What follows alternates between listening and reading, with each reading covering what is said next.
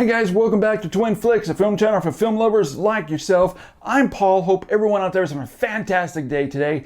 So due to today, that this is the month of October, is the perfect opportunity to be sent a screener that we were sent over the weekend. It's the new extensive documentary entitled In Search of Darkness. It's all about 80s horror movies and its influences. Now, In Search of Darkness is a lengthy documentary running just over 4 hours, but its length is made up for its content that kept us engaged from beginning to end. Now, the documentary is separated by different segments, jam-packed full of interviews from filmmakers like Joe Dante, John Carpenter, Mick Garris, to actors like Doug Bradley, Barbara Crampton, Heather Langenkamp, to makeup artists, special effects artists, and stuntmen like Kane Holder. And also it gives time to composer Henry Manfredini with his interview, which was great. It also has interviews with pop culture fandies like podcasters and a couple YouTubers such as Cecil from Good Bad Flicks. Now, the documentary is in chronological order, and it starts off with 1980 with John Carpenter's The Fog and ends in 1989 with Friday the 13th Part 8, and dives into how these horror films defined a new standard of horror filmmaking and the evolution of the entire genre. Guys, this is a terrific documentary from first-time director David A. Weiner, and he does a very nice job at combining all this information, taking all these interviews and compiling them into a very intriguing documentary in a nice structured style. Now, this doesn't mean that it's a completely flawless documentary. Honestly, we did have a couple of problems with it, which I'm going to get into a little bit right now. Firstly, they focus just a little too much on the mainstream horror films rather than talking more about the more obscure and horror-defining films that may not be as well known to pop culture. They do shed light on a few of them like Society, but the main focus is more geared towards the mainstream horror films. In fact, when they take a film to talk about, they use this really cool digital wall full of movie posters, and the movies that they end up focusing on is in the center. But the films on either side of the film they're focusing on, I actually wanted to know more about those than the one they actually focused on in the center. Now guys, I'll be honest here. Now, true, it would have been a completely impossible task for Weiner to include everything, so I completely understand why he chose to just stick with the mainstream films. It makes sense. Another problem is I really wanted to hear more from film critics or film scholars that were more adults in that time, in the 80s, rather than hearing from a lot of podcasters or YouTubers that were 8 or 12 years old during that time. I just think it would have made it a little bit more well-rounded. Now, just because, yes, we did have a couple minor issues with it, that doesn't mean this is a bad documentary, not at all. This is a documentary that horror fans will drool over.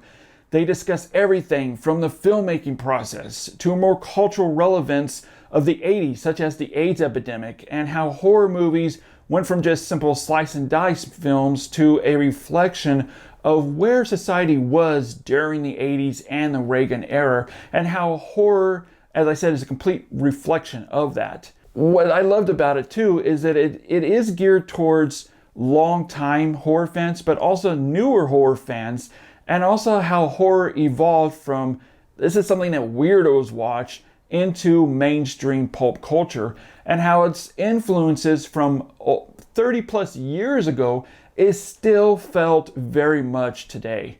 Again, even though I felt they could have included more obscure films, had more interviews with film critics or film historians or scholars, we still thoroughly enjoyed this documentary. In fact, I ended up watching it 3 times the next day over the course of the weekend. This again is a very in-depth, insightful documentary that needs to be seen. I have to say, as a filmmaker myself, this is also a great documentary on filmmaking. Guys, we give In Search of Darkness a 4.5 out of a 5.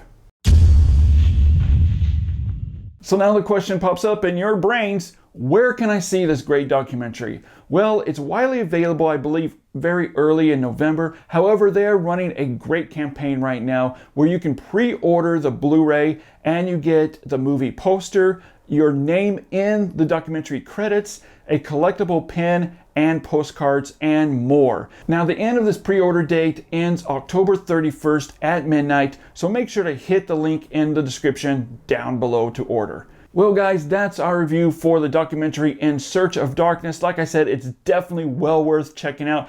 It was well worth the 4 hours. I watched it again, like I said, 3 times over the course of the weekend, and I loved it even more the second and third time I watched it. It is very insightful, very in-depth, and it includes practically almost everything I could ever want in a documentary, especially the rich abundance of knowledge that they give in the filmmaking process of these horror films. Alright guys, well, thanks so much for watching. Definitely pre-order this Blu-ray at the link down below in the description. Don't forget to do that.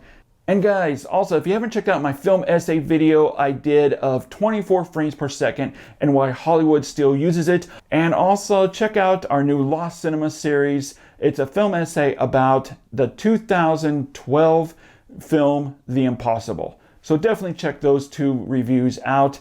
As always guys, thanks so much for watching. Thanks to the people over at 80s Horror Doc for sending us this special screener for us to review, and we'll see you in the future.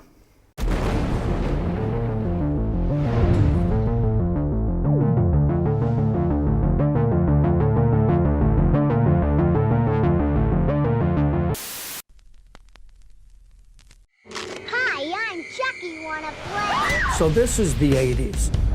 It was a free-for-all for concepts. When your guard is down, bam. Very impressive gore. I just think they're hilarious. Show me. 80s horror was honest. Most horrifying things that I'd ever seen. Terrific. It felt like a simpler time. Good and evil, right and wrong. It's pushing back against a lot of what's happening in the 80s at the time. Things that people really are afraid to talk about. Reaganomics, AIDS crisis. I wanted to do a balls-out horror movie. Sex and nudity on screen, and it's just as much of a hook as the violence was. That resonates on a biological level with every human being. It got into your head. I'd like sit friends down and be like, you gotta see this.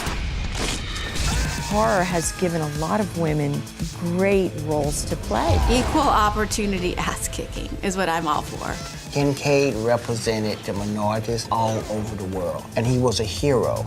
I had the best lines. Thrill me. This is classic Spanky. Yeah. Everything's ironic, everything's funny. You get to have the fun of the danger without the real danger. Tension, chase, kill. It's just our survival. That element of the unknown, that sense of mortal fear, is what the quintessence of horror is about. You are gonna die! Horror films are excessive. They're purging. It's like this whole giant thing in your face. Everybody was trying to outdo each other with the stunts. I will take practical effects any day over CGI. I wanted to be the guy in the monster suit. Makeup artists became one of the stars of the movie. Monsters, vampires. Cavalcade of werewolves. I thought I was making the only werewolf film. It was really disturbing and phenomenal. Every single person on this earth has a little bit of darkness in them. I want to have extreme feelings. I want to laugh loud, and I want to worry, and then I want to cry, and it's all about the emotion.